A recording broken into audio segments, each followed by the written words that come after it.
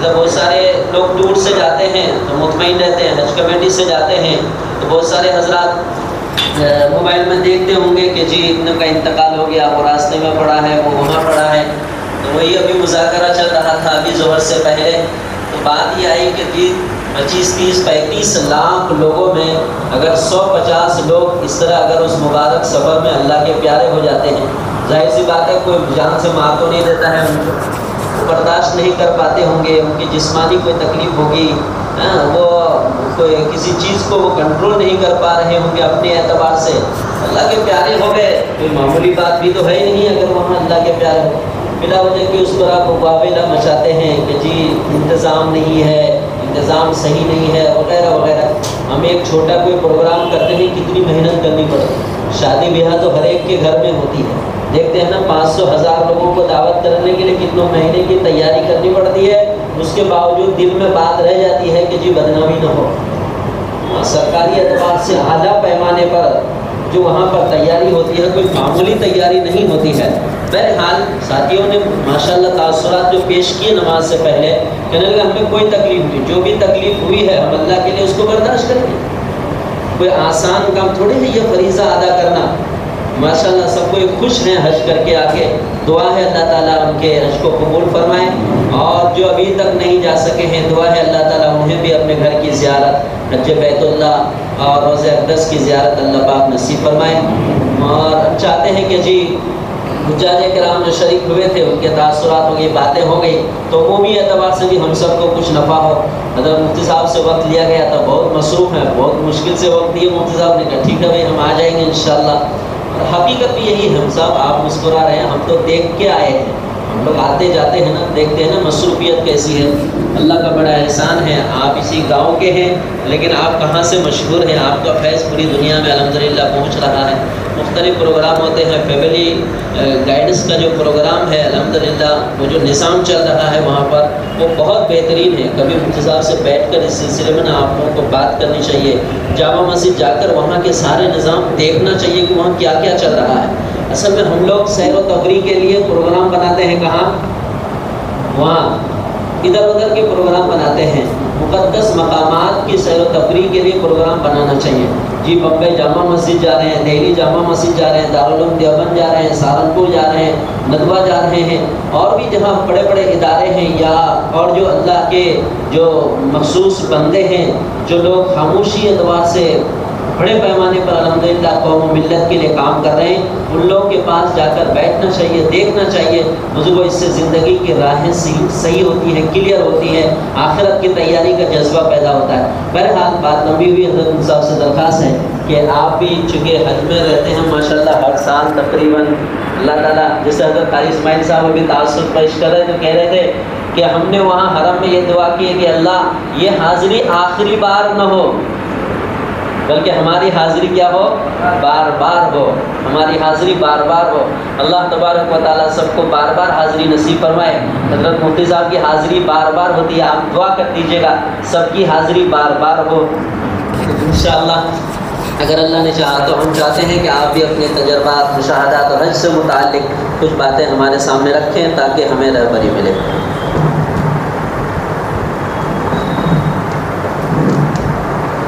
بسم اللہ الرحمن الرحیم. قال اللہ تعالی الحج اشہر معلومات فمن فرض فیہن الحج فلا رفث ولا فسوق ولا جدال في الحج ما تفعلوا من خير يعلمه الله وتزودوا فإن خير الزاد التقوى واتقون يا أولي الألباب.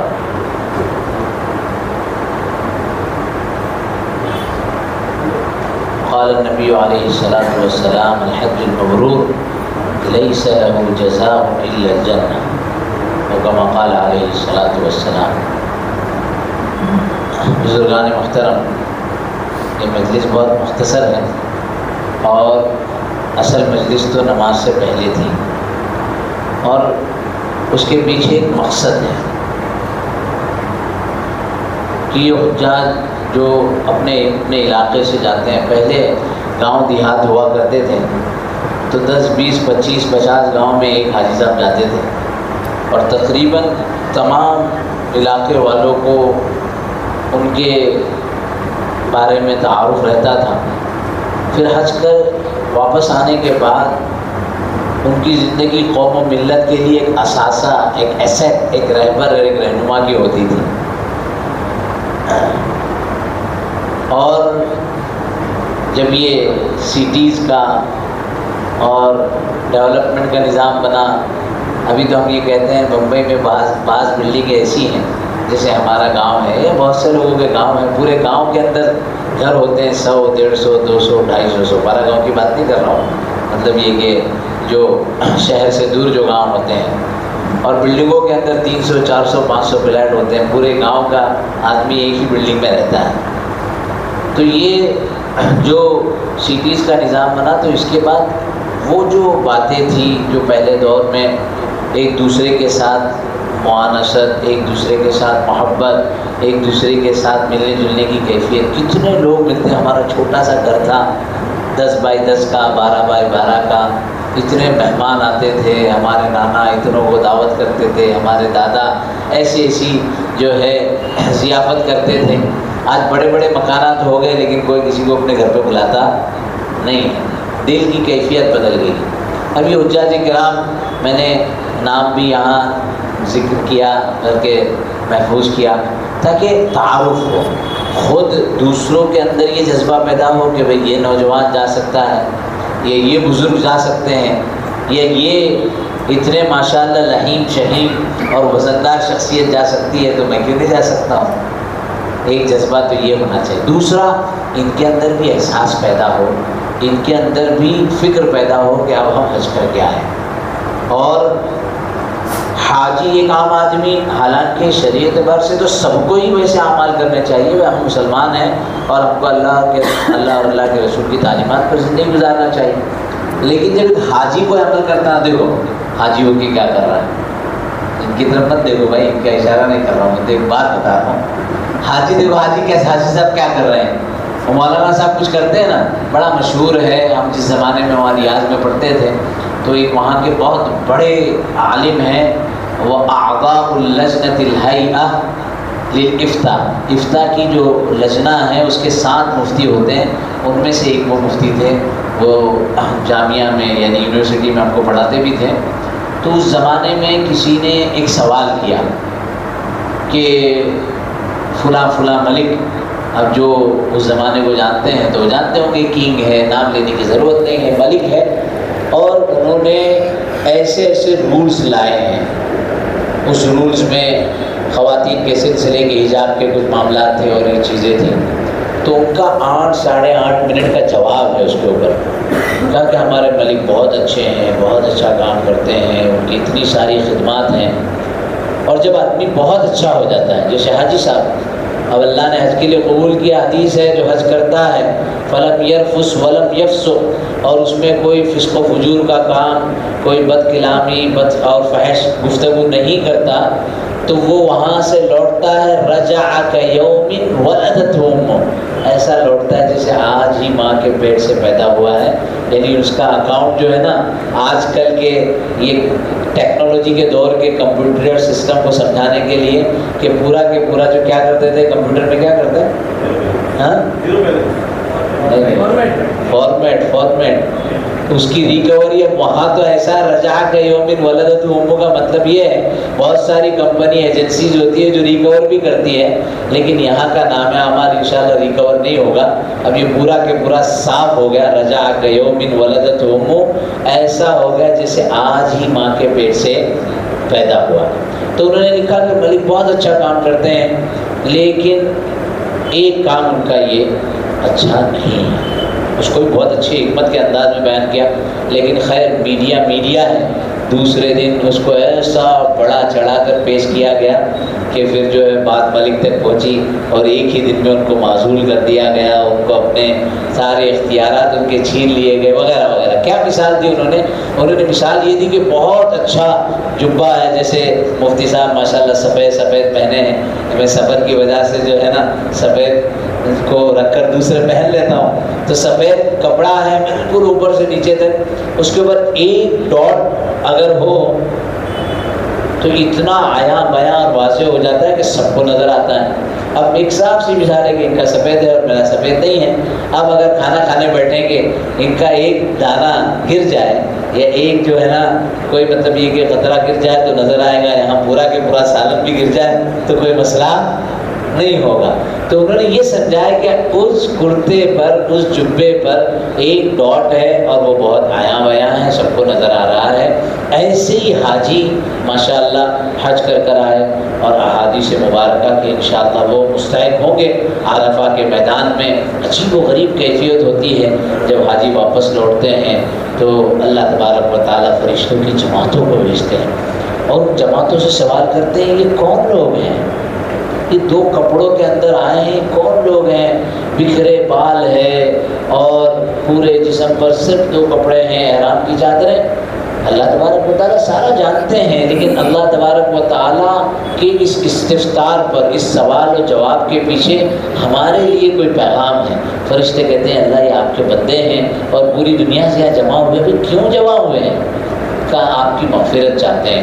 ہمارے حضرت مولانا سید شوکت علی نذیر مرحوم قدس اللہ سرہ وبرکاتہ مسجعو ہمیشہ اپنے جمعہ کے خطبے جو حج سے پہلے ہوا کرتے تھے، حج سے پہلے جو جمعہ کے خطبے ہوتے تھے تو خطبے میں جو دعائیں، اس میں ایک دعا ان کی بڑی معروف تھی، اللہم اغفر للحاج ولمن استغفر له الحاج، اللہم اغفر للحاج ولمن استغفر له الحاج، کہ اللہ حاجیوں کی مغفرت فرمائیے اور حاجی جس کے لیے مغفرت کی دعا کرے ان کے لیے بھی مغفرت کی فیصلے فرمائیے۔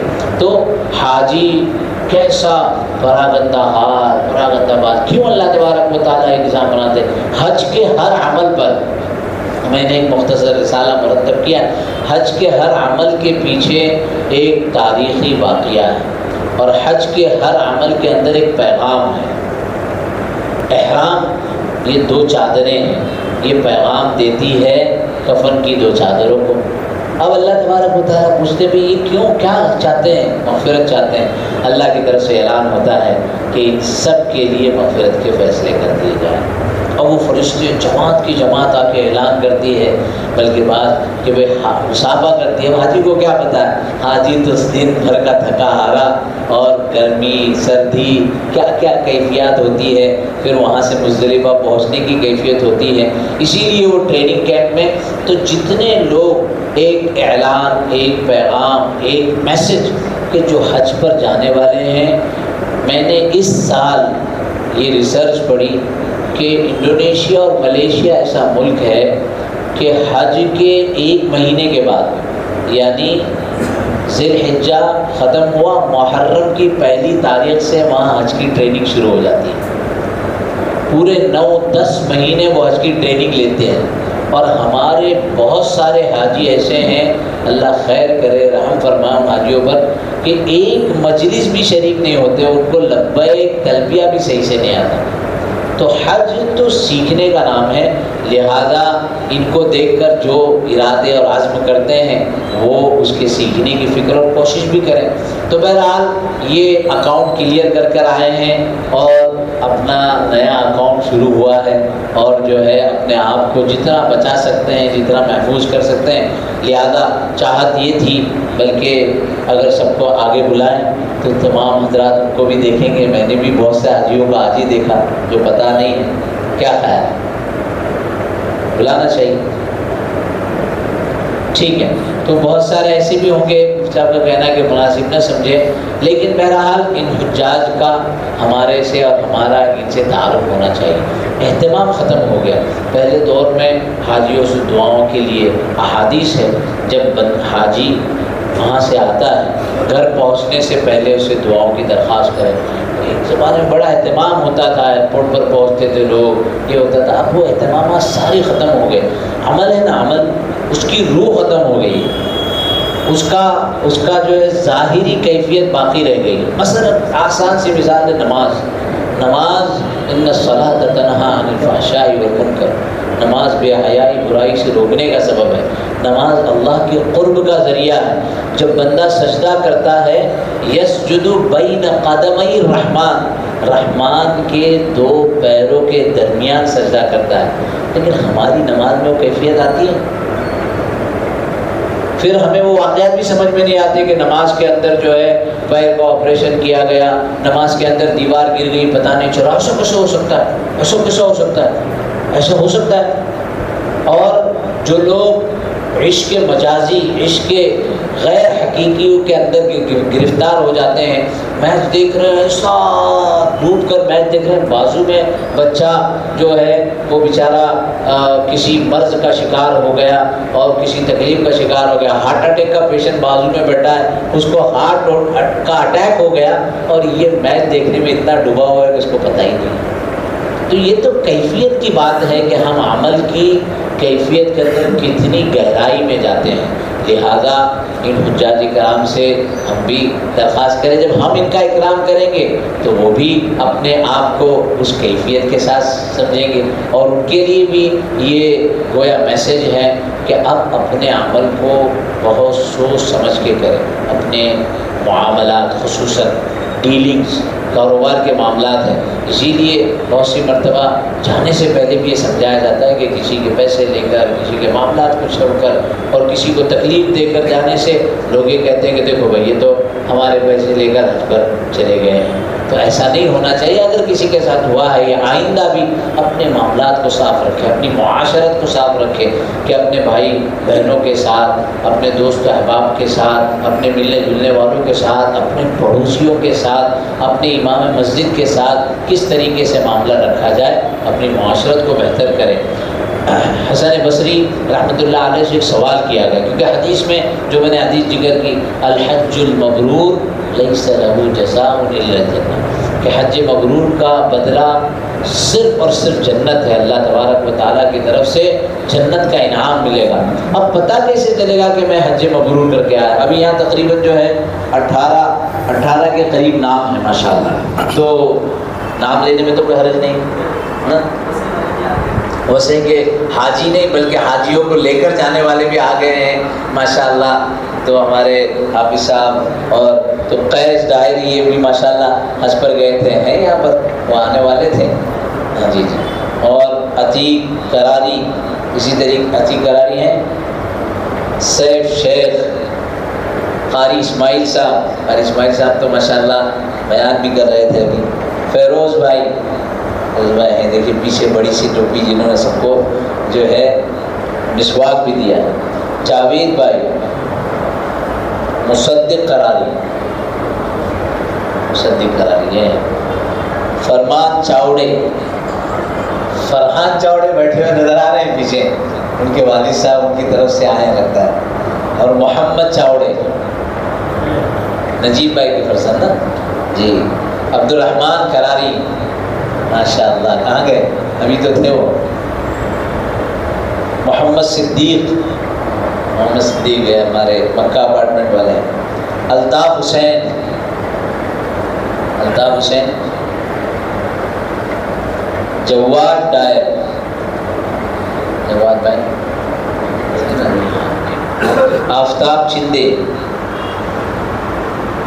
ساجد بھائی، اسماعیل چاوڑے، اسماعیل کہاں ہیں؟ وہ بھی آئے تھے، ہے نا، اور رسول قریشی، یہ پٹیل چال سے ہیں۔ اسی طریقے سے مولانا شہاب ثاقب، نام دیکھیے شہاب ثاقب، بیان میں ان کا شہاب ثاقب کی طرح ہوا تھا، کہاں گئے ہیں؟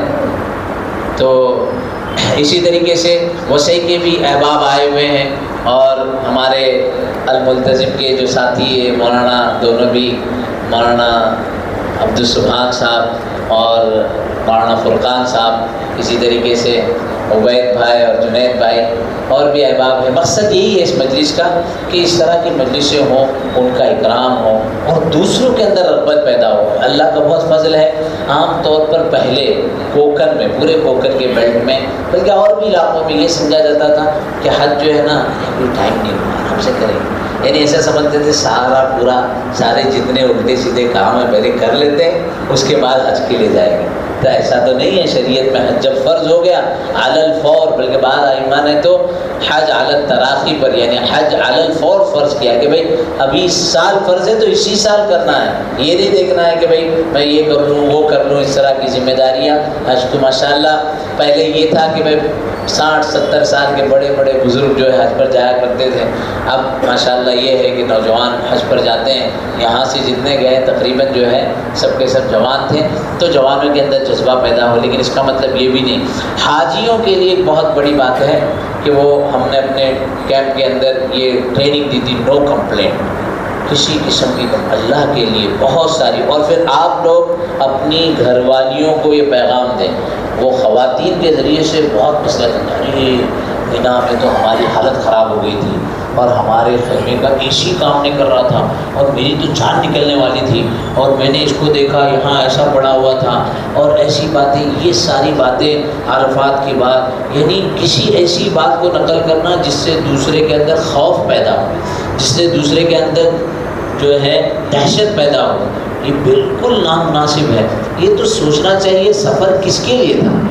یہ سفر عشق و محبت ہے، اللہ کے حکم کو پورا کرنے کے لیے۔ اور حضرات انبیاء میں حضرت ابراہیم علیہ السلام، حضرت حاجرہ، حضرت اسماعیل، رسول اکرم صلی اللہ علیہ وسلم کی کتنی ادائیں، کیسے کیسے موقع پر وہ حج کے ان سفر کی پورے مقامات کے اندر منسلک ہیں۔ تو اگر ان کیفیات کے ساتھ عمل کریں تو آدمی کے لیے بس وہ تو حج کا ایک حصہ۔ اور ابھی تو اتنی آسانی ہو گئی، پہلے 6 مہینے 8 مہینے کے سفر ہوتے تھے، اور پانی کے جہازوں کے سفر، پھر چلتے ہوئے سفر، اور پانی کے جہاز میں مسائل آ گئے تو پورا کے پورا جہاز، آدمی نہیں پیارے ہوتے تھے، پورا جہاز ہی اللہ کو پیارا ہو جاتا تھا۔ تو اس کے اندر اگر آدمی کی وفات ہو جائے تو پھر ضروری تھا کہ اس کو پانی کے حوالے کر دو، اس لیے کہ وہ میت کو بہت لمبے عرصے تک آپ جو ہے ٹریول نہیں کرا سکتے۔ پھر جنگلات کے سفر ہوتے تھے، جو لوگ افریقی علاقوں سے آتے ہیں وہ جنگلات میں سفر کرتے تھے۔ آج کل تو اتنی ساری سہولیات ہیں، اور جیسے مولانا بھی وہ ذکر کر رہے تھے کہ اس سفر میں آپ ہجرت کے سفر کو دیکھیں، صحابہ کے حج کے سفر کو دیکھیں تو کتنی زیادہ مشکلات تھی۔ اگر آج مینا، عرفات، مزدلفہ میں جو خیمے ہیں اس کے اندر اے سی ہوتا ہے، صرف اے سی نکال دیا جائے اور پنکھے ہو، کیا حالت ہو جائے گی؟ اور اس زمانے میں پنکھا اور اے سی کا تو تصور ہی نہیں، ممکن ہی نہیں، یہ چھت بھی نہیں ہوتی تھی۔ بغیر چھت کے رسول اکرم صلی اللہ علیہ وسلم نے عرفات کے میدان میں اپنی اونٹنی قصوہ پر پورا وقت تقریباً گزارا ہے، اور ظہر سے لے کر مغرب تک دعا کرتے رہے۔ کیا اسٹیمنا ہوگا، کیا امت کا درد ہوگا، اور کیسی کیفیت ہوگی۔ یہاں آدھے پونے گھنٹے میں، یہ تو زیادہ بتا رہا ہوں میں، ورنہ 10 منٹ میں حاجی جو ہے وہ تھک جاتا ہے دعا کرتے کرتے۔ آدھا گھنٹہ دعا کیا، پونا گھنٹہ دعا کیا، اور اس کے بعد پھر اس کی جو ہے نا، اور وہ بھی اے سی کے اندر، باہر کھڑے اگر کریں گے دھوپ کے اندر، وہ 56 ڈگری ہے، 52 ڈگری ہے ابھی تو کیا یہ ڈگریاں اس زمانے میں نہیں تھی؟ بہرحال یہ بہت ضروری ہے، لہذا آپ اپنے گھر والوں کو بھی بتائیں کہ اس طرح کی باتیں نقل نہ کریں۔ واقعتاً دیکھا گیا ہے کہ بعض لوگ حج پر نہیں گئے دوسروں کے ڈرانے کی وجہ سے۔ اب اگر کسی نے کسی کو اس طرح کے جملے کہے اور اس کی وجہ سے وہ حج پر نہیں گیا تو اس کا ذمہ دار کون؟ جو سبب بنا اس کو روکنے کے لیے۔ لہذا یہ بتانا چاہیے، اللہ کا فضل ہے، ہم مفتی صاحب جسے بتا رہے تھے انتظامی اعتبار سے بڑے انتظامات کرتے ہیں وہ، لیکن اگر کوئی بات رہ جاتی ہے ہمارے یہاں، میں کئی مرتبہ سوچتا ہوں پولیس کے جو لوگ کھڑے ہوتے ہیں ہمارے یہاں ہوں تو 50-50 کی نوٹ ہاتھ میں رکھے، پھر صاحب ذرا راستہ دیں۔ اگر یہ کیفیت ہوگی تو کیا حالت بنے گی وہاں پر؟ وہاں کا نظام بالکل انہوں نے اپنا ایک نظام بنایا ہوا۔ یہ اور بات ہے کہ وہ نظام کے اندر کبھی کبھی اتنے سخت ہو جاتے ہیں کہ اس میں کچھ دشواری ہوتی ہے، لیکن بہت ساری چیزیں ہم کو پتہ نہیں ہوتی۔ اب چونکہ ہم وہاں جامعہ میں پڑھے ہیں تو کئی مرتبہ یہ حرم کے اندر جگہ کھلی رکھتے ہیں، جگہ چھوڑ دیتے ہیں اور دروازے بند کر دیتے ہیں۔ تو پوچھا کہ بھئی یہ کیوں کرتے ہو؟ بولے یہ تواری۔ اب تواری کیا ہے کہ اگر کبھی بھگدڑ مچ جائے، اندر کوئی معاملہ پیش آ جائے، اور ایک کبھی کبھی تو فطری طور پر ہو جاتا ہے کہ کچھ چیز ایسی ہو گئی جس کی وجہ سے خوف پیدا ہوا، لوگ بھاگنے لگے. اور کبھی کبھی جان بوجھ کر کیا جاتا ہے. کچھ قومیں ایسی ہیں جن کا حکومتوں سے یا اہل سنت والجماعت سے کچھ خاص قسم کا جو ہے مطلب دشمنی کا 100 سال کا ایک نظام ہے، تو وہاں جا کر تماشا کرتی ہیں. اب اگر ایسا ہو جائے اور لوگ بھاگنے لگیں تو ہم کو لوگوں کو جمع کرنے کے لیے ایک جگہ ہونی چاہیے. اس کو کہتے ہیں تواری، یعنی ایمرجنسی. تو ایمرجنسی کی جگہ ہونی چاہیے. اس لیے ان کا ایک کیلکولیشن ہے کہ 100% ایکوپائڈ ایریا نہ ہو، اس میں 70%، 60% ہو، 40%، 30%، 20% جو ہے فری زون ہو، تاکہ اس کے اندر ہم یہ کریں. اب ان کا مقصد کیا ہے؟ تاکہ لوگوں کی اموات نہ ہو. کوئی تکلیف ہو جائے، آپ کو چلنا زیادہ پڑتا ہے، وہ ایسے راستے بنا دیتے ہیں. وہ آدمی حاجی سوچتا ہے یہ کیا بیوقوفی ہے، پاگل پنے، ادھر سے ایسا تو ایسا تو ایسا. سیدھے سیدھے جانے کیوں نہیں دیتا؟ اب سیدھے جانے دے تو ہم آسانی سے پہنچیں گے. جب اوپر چڑھتے ہیں تو روزانہ ہمارے ساتھ، چونکہ ہم وہ اسکا سبا اور سرم سے جب اوپر چڑھتے تھے، اب وہ کہتے ہیں سیدھے لیفٹ میں چلتے رہو ادھر سے ہمارے کو راستہ دے دو تو ہم سیدھے اندر چلے جائیں گے. لیکن وہ چلتے رہو. لیکن اس کے پیچھے ان کا اپنا ایک خاص مقصد ہے، اور وہ مقصد ہماری حفاظت اور ہمیں جو ہے کسی قسم کے ناگہانی آفت سے بچانے کے لیے تأخذ الموت ترضى بالحمى. وہ یہ ہے کہ موت کی بات کرو تو آدمی جو ہے نا بخار پر راضی ہو جائے گا، موت نے میرے کو بخار دیتا. تو اس طریقے سے پیر دکھے ٹھیک ہے، تھوڑا چلنا پڑے، لیکن وہاں کی کوئی باتوں کو اس طرح نیگیٹو سینس میں، منفی انداز میں نقل کرنا یہ بہت برا ہے اور بہت نامناسب ہے. لہٰذا اب کچھ لوگ جو ہے نا نیگیٹو نہیں ذکر کرتے، ایڈوائز کرتے. تو میری ایسی رائے ہے کہ ایسا ہونا چاہیے. یعنی کچھ انڈینس کو اور کچھ ملیشینس کو، کچھ افریقنس کو بھی پولیس ڈپارٹمنٹ میں یا ان کے ساتھ یہ رائے ہے. اب رائے پیش کرنے کا ایک محمل ہوتا ہے، ایک جگہ ہوتی ہے. آپ کس کو رائے پیش کر رہے ہیں؟ گھر کی خواتین جمع ہوئی ہے یا گھر کے بھائی لوگ سب جمع ہوئے، ان کو رائے پیش کرنے کا کیا معنی ہے؟ وہ مولانا یونس صاحب پناور نا ہمیشہ ایک واقعہ نقل کرتے تھے. ان کی زمان میں ایران اور عراق کی جنگ ہوئی تھی. آپ لوگ جانتے ہیں ایران عراق کی جنگ ہوئی تھی، بہت بڑی جنگ ہوئی تھی اور بڑا اس میں. تو مسجد کے باہر ایک اوٹے پر پونا میں وہ 4 بزرگ بیٹھا کرتے تھے. اب وہ جب بھی نماز کے لیے آئے ہوتے، امام صاحب تھے، جب بھی نماز کے لیے آئے، عراق کو ایسا کرنا چاہیے تھا. یہ اٹیک جو ہے نا اس نے صحیح طریقے سے نہیں کیا، اور یہ میزائل جو ہے نا یہ اس فورس کے ہونے چاہیے تھا. اب 1 دن 2 دن 3 دن، تیسرے دن مولانا نے کیا کہا وہاں جا کے السلام علیکم، اور سب بزرگ لوگ بڑے بڑے مطلب مسجد کے ٹرسٹی بھی ہوں گے اس میں، وہ تو کسی کی سنتے نہیں ہیں. ہاں وہ جو بیٹھے ہوئے ہیں تو ہاں جی کیا بات ہے؟ کہا میں نے آپ چاروں کا ویزا منگایا ہوں، 2 کا عراق سے اور 2 کا ایران سے، کیونکہ آپ کی رائے کا یہاں کوئی سننے والا نہیں ہے. آپ وہاں جا کے رائے دیں گے تو آپ کی رائے کا جو ہے ویلیو ہوگی. انہوں نے ڈنڈا اٹھایا مطلب یہاں سے، تو یہاں تو رائے دے کر آپ کی رائے کا کیا فائدہ ہے؟ تو اسی طریقے سے لوگ ایڈوائز دیتے ہیں. آپ نے کہا سجیشن دو آپ حج کمیٹی کو پراپر طریقے سے برائی کرنے کے بجائے اس کا ایک جو صحیح پروسیجر ہے اس کے اعتبار سے تو ہو سکتا ہے کہ آپ کی رائے قبول کی جائے اور اس کے نتیجے میں فائدہ ہو، اس کے نتیجے میں دوسروں کو فائدہ پہنچے. ایک طریقہ. دوسرا یہ کہ لوگوں کو اس زاویے پر تیار کرنا کہ بھائی حج کے سفر میں یہ سارے مراحل ہوتے ہیں، کتنا ہی کچھ نہ کرو. اب میں آپ کو بتاؤں کہ میں ان حاجیوں کو جانتا ہوں پرسنلی جنہوں نے VIP حج کیا، ایک دم اسٹینڈرڈ حال. وہ 7 دن کا ہے، 5 دن کا ہوتا ہے. یہاں سے ان کو چیٹر سے لے کے جاتے ہیں، وہ کنگ کے مہمان ہوتے ہیں، اور سب سے پہلا خیمہ یعنی جمرات کے پاس نظر آئے گا آپ کو ملک عبداللہ اور ملک سلمان کے جو ہے خیمے ہوتے ہیں، اس خیمے کے اندر. اور خود میرا وہاں جانا ہوا ہے. کھانا ان کا ایسا بوفے لگا ہوتا ہے، پورے کے پورے بکرے ہوتے ہیں، اور ماشاءاللہ بہترین جو ہے بیڈ ہوتے ہیں، اور ہر جو ہے روم کے اندر ان کو واش روم ہوتے ہیں. تو ان حاجیوں کو پوچھا رہا کہ کیسا رہا؟ کہا حج تو بہت سکون سے ہوا، بالکل پریشانی نہیں ہوئی. لیکن اپنے پیسے کا 2008 میں جو حج کیا تھا، جس میں اتنے چلنا ہوا تھا، جس میں تکلیف ہوئی تھی، جس میں پیر کے اوپر زخم ہو گیا تھا، جس میں گھٹنے دکھنے لگے تھے، جس میں کمر میں عادت ہو گئی تھی، اس حج کا جو مزہ ہے وہ مزہ مجھے اس میں نہیں آیا. تو وہ اب جو عمل کی نیت اور عمل کی کیفیت سے جائے تو اس کے لیے تو یہی ہے.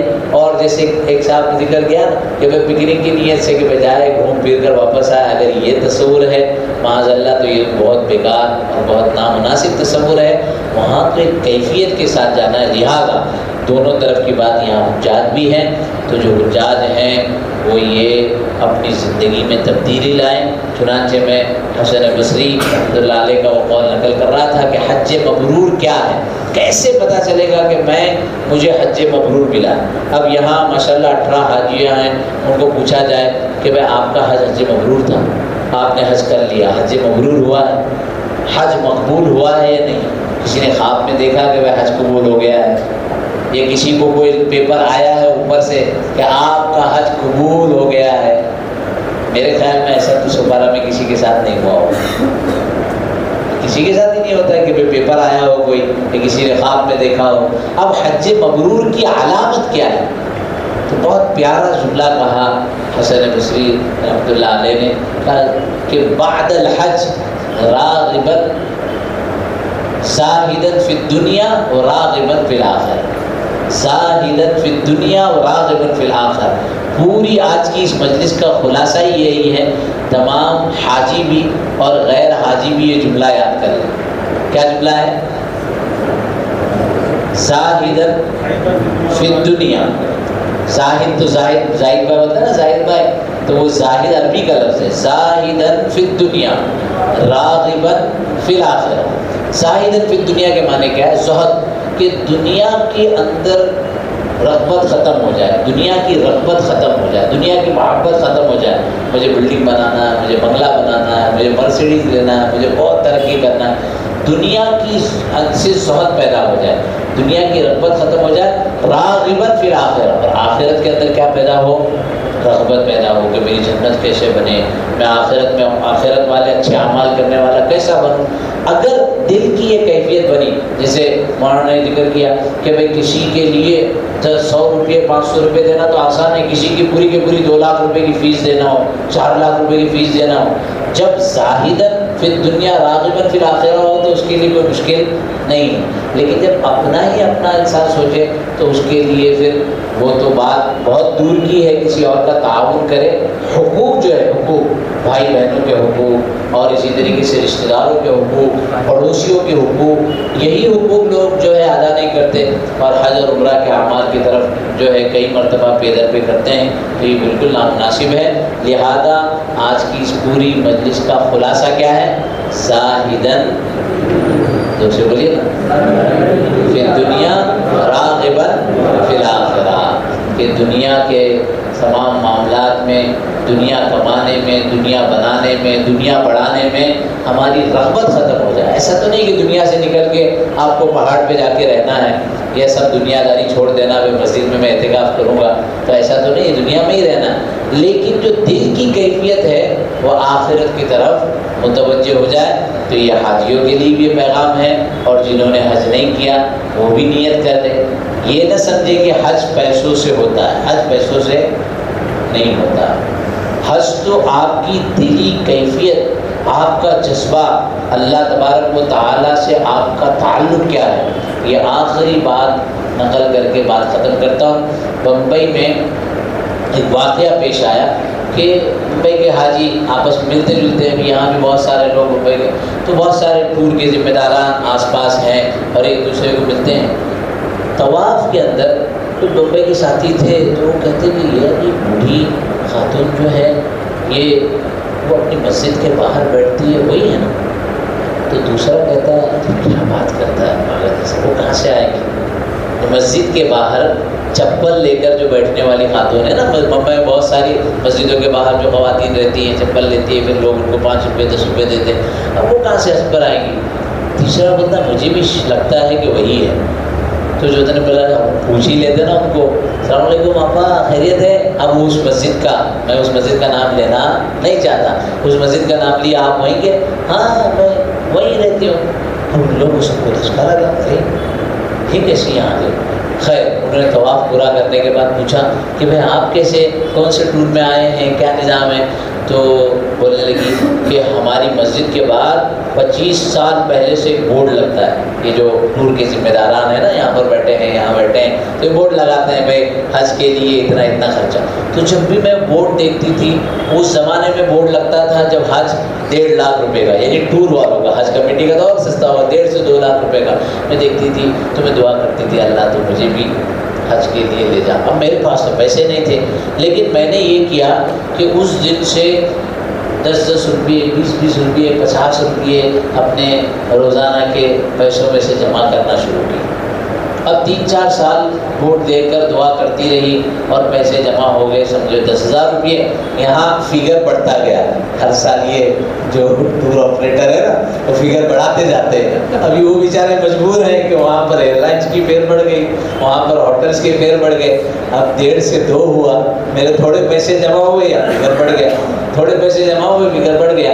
کہتی کہ اس سال میں نے اپنے سارے غلے کو جمع کی اور حساب لگائی تو 50 لاکھ روپئے تھے، پرانی بات ہے. اور حج کے جو وہ تھا نا وہ 3 لاکھ روپئے کا حج تھا. تو ہماری مسجد میں ایک حج کے ذمہ دار ٹور آپریٹر آتے جاتے تھے. تو اس نے اس کو کہا کہ کیا میں بھی حج پر جا سکتی ہوں؟ میرے پاس پیسے زیادہ نہیں ہیں، 20 سال میں میرے پاس 50,000 روپئے جمع ہوئے ہیں، ابھی یہ 2 لاکھ جمع کرنے تو مجھے اور 40 سال لگیں گے، اس وقت تک میری زندگی ختم ہو جائے گی. اس کی اس کیفیت کو دیکھ کر اس ٹور کے ذمہ دار نے کہا کہ ٹھیک ہے چاچی آپ یہ 50,000 روپئے دو، ہم آپ کو حج پر لے کر جائیں. سبحان اللہ. اور اس کا حج ہو گیا. سبحان واقعی ایسے لوگ ابھی یہ ایک کیا کہتے ہیں، ایک اللہ کے نیک بندے جو دنیا سے جا چکے ہیں ان کی باتوں کو، اچھی باتوں کو یاد کرنے کا ذکر بھی آتا ہے. یہاں ہمارے حافظ جنید صاحب بیٹھے ہیں، ان کے والد صاحب بڑا ان کے اندر جذبہ تھا. میں نے پہلا عمرہ جو کیا تھا وہ میرے پاس کچھ پیسے جمع ہوئے تھے، طالب علمی کا زمانہ تھا اور مجھے جامعہ اسلامیہ مدینہ المنورہ میں داخلہ چاہیے تھا. تو میں نے ان کے والد صاحب سے بات کیا تو کہا کتنے پیسے ہیں؟ اچھا اتنے. ٹھیک ہے تو یہ ٹکٹ کا انتظام اس میں ہو جائے گا، باقی رہنے کا کھانے کا انتظام ہمارے یہاں. اس کے بعد اللہ نے کئی مرتبہ بلایا، وہاں پڑھائی کے لیے 3-4 سال رہے، ہر سال جانا ہوا. جب بھی کعبۃ اللہ جانا ہوتا ہے، جب بھی صفا مروہ پر پہنچتے ہیں تو رئیق بھائی ضرور یاد آتے ہیں کہ پہلا سفر یا پہلا معاملہ ان کے ساتھ ہوا تھا. تو یہ ایسا کوئی عمل کریں. ابھی یہاں ماشاءاللہ مفتی صاحب سے میں نے ذکر کیا تو بتایا کہ اچھی بات ہے کہ اہل نالا سوپارہ نے یہ نظام بنایا ہے کہ ہم اپنے ائمہ کرام کو، ہم اپنے مؤذنین کو عمرہ کے لیے بھیجیں گے. کیا بات ہے، عمرہ کے لیے بھیجیں گے، ذرا ہمت اور کریں. اب یہ جو حج کر کے آئے ہیں عتیق بھائی، قیس بھائی، محمد بھائی، ہاں یہ لوگ مل کر کہ ہم سال میں 2-3 ائمہ کو حج کے لیے بھیجیں گے، کوئی بہت بڑی بات ہے. اہل نالا سوپارہ کے لیے ان کو اللہ نے اتنا نوازا ہے. اور یہ جب جائیں گے جس کیفیت کے ساتھ دعا کریں گے، اس کیفیت کا اندازہ ہم نہیں لگا سکتے. تو بہرحال یہ جتنے حاضر ہیں وہ یہ نہ سمجھے کہ میرے پاس نوٹ نہیں ہے، میرے پاس مال نہیں ہے. وہ یرزقہ من حیث لا یحتسب، اللہ کہاں سے پہنچائیں گے اس کا ہم اندازہ نہیں کر سکتے. لہذا ان نوجوان حاجیوں کو، ان بزرگ حاجیوں کو دیکھ کر ہم بھی عزم کریں، نیت کریں کہ ہم بھی اللہ کے گھر کی زیارت کریں گے. کرتے نیت انشاءاللہ ہم بھی جو ہے حج بیت اللہ کا سفر کریں گے. اور ائمہ کرام آپ سب بھی نیت کریں. اللہ کے لیے کوئی مشکل نہیں ہے، کوئی ایسا خزانہ جو ہے نا آپ کے اوپر اللہ تبارک و تعالیٰ اتارے کہ سارے مسائل اور ساری کوششیں اور کاوشیں قبول ہو. بہرحال یہ بہت اچھی نشست رہی اس مناسبت سے، اسی لیے جو مسجد کے ذمہ داران بھی اس کے لیے مبارکبادی کے مستحق ہے. اس طرح کی مختلف عناوین پر مختلف نوجوان نسل کو جوڑنا چاہیے.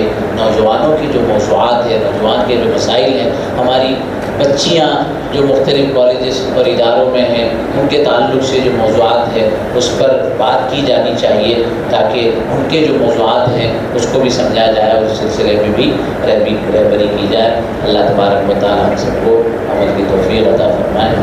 آمین. جی ہاں، ویسے پاپڑی سے آنے والوں کا لیٹ آنے کا خود پڑھیں گے انشاءاللہ کچھ دنوں کے بعد. مفتی فواز صاحب شیخ تشریف رکھے ہیں، مختصر سی دعا ہو جائے گی اور ایک خوبصورت نعت ہونے والی ہے انشاءاللہ مکہ مدینے کے تعلق سے، اگر سنیں گے تو تشریف رکھیں. وصی علیہ